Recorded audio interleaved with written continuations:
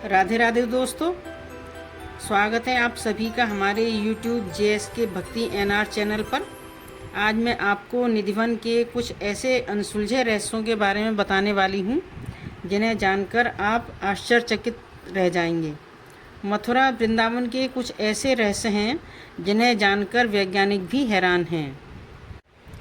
धार्मिक नगरी वृंदावन में निधिवन एक अत्यंत पवित्र और रहस्यमयी धार्मिक स्थान है। मान्यता है कि निधिवन में भगवान श्री कृष्ण और राधा रानी आज भी अर्धरात्रि के बाद वहां आते हैं और रासलीला रचाते हैं। तो दोस्तों, कहते हैं कि वृंदावन के निधिवन में रात को राधा रानी और श्री कृष्ण आते हैं और वहां पर रासलीला रचाते हैं, शयन भी करते हैं और सुबह होते ही चले जाते हैं। तो आइए जानते हैं इन अजब गजब रहस्यों के बारे में।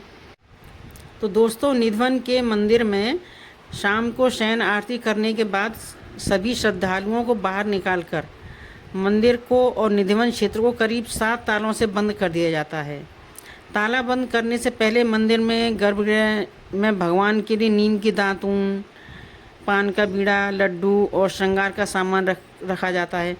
रात को यहाँ पर कोई भी नहीं आता, लेकिन फिर भी आश्चर्य की बात तो यह है कि 7 तालों में बंद मंदिर को जब सुबह खोला जाता है तो पान खाया हुआ, दातून की हुई, जैसे किसी ने दातून की हो, लड्डू भी खाया हुआ होता है, श्रृंगार का सामान भी अस्त व्यस्त मिलता है।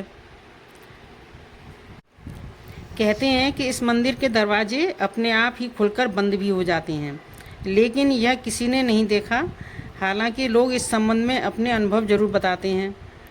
कहते हैं कि इस मंदिर को तानसेन के गुरु संत हरिदास ने अपने भजन से राधा कृष्ण के युग्म को साक्षात रूप में प्रकट किया था। यहाँ राधा और कृष्ण विहार करने आते थे। यहीं पर स्वामी जी की समाधि भी बनी हुई है। कहते हैं कि रात को यहाँ पर कोई नहीं जाता और ये भी कहा जाता है कि जिसने भी यहाँ पर रात को रुककर इस रहस्य को जानने का प्रयास किया है वह सुबह बेसुध सा या आनंदित सा मिलता है और कुछ समय बाद या कुछ दिन बाद उसकी मौत भी हो जाती है। शाम के बाद यह मंदिर बंद हो जाता है और यह भी कहते हैं कि यहाँ अगर कोई छुपकर रासलीला देखता है तो वह अगले दिन विक्षिप्त सा हो जाता है। रात में यहाँ कोई भी नहीं रुकता। स्थानीय लोगों के अनुसार ऐसा बरसों से होता चला आ रहा है। कुछ लोग इसे अंधविश्वास मानते हैं और कुछ लोग इसे श्री कृष्ण का चमत्कार मानते हैं। सच क्या है यह तो शोध का विषय है। यह माना जाता है कि इस मंदिर में भगवान श्री कृष्ण स्वयं रात को रोज़ सोने के लिए आते हैं।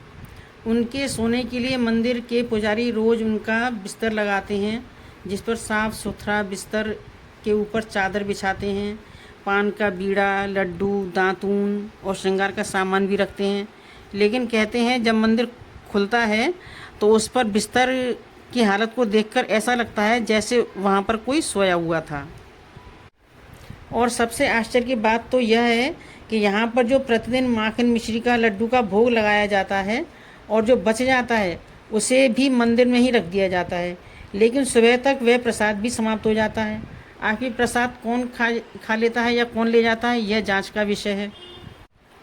कहते हैं कि प्रतिदिन मंदिर के अंदर स्थित रंग महल में श्री कृष्ण और राधा का पलंग लगा दिया जाता है और पूरा रंग महल प्रतिदिन सजा दिया जाता है।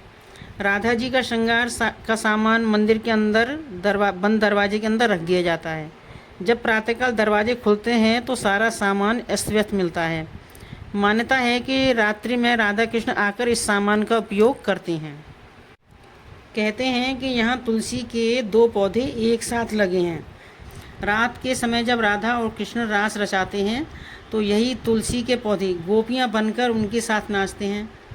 इन तुलसी के पौधों में से कोई भी व्यक्ति यहाँ से एक पत्ता भी नहीं ले जाता।